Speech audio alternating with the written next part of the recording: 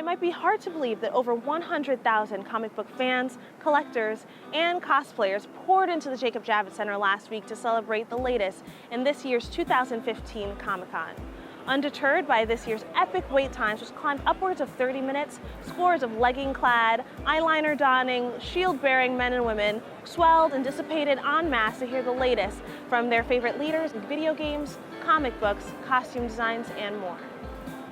Connections of New York and other media outlets were barred from filming inside Marvel's highly buzzed about House of Ideas panel.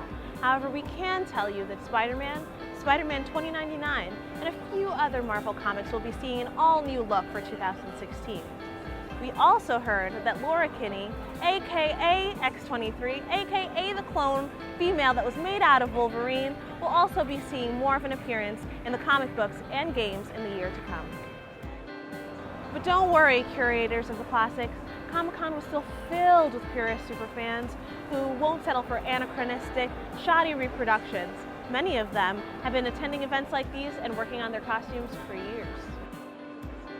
I was most excited to see at New York Comic Con, and I helped him out this morning, was the Tom who's building the Hulkbuster from Extreme Costume. It's 9'6". It's amazing. I've been following and building that for about a year now.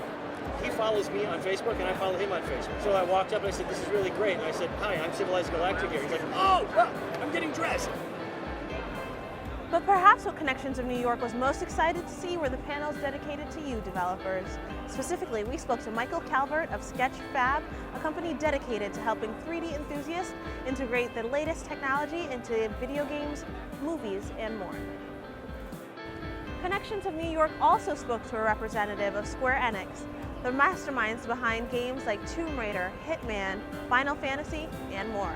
I mean, there's a number of things that make us different than a quote-unquote Musou kind of game. One, the bosses are all different sizes. Two, it's a party-based system. And so there's a lot of kind of strategy swapping in and out of different kind of characters and stuff like that. And you also have this little guy, Helix, who's our mascot for the game, but also he heals your party as you go around and makes these funny little jokes. With over 150,000 superfans flooding into New York Comic-Con last year, the event has now surpassed San Diego's Comic-Con as the largest multimedia celebration of all things comic. As usual, Connections of New York will keep you abreast of all things hot and happening in New York City's tech scene. For Connections of New York, I'm Kimberly Bainbridge.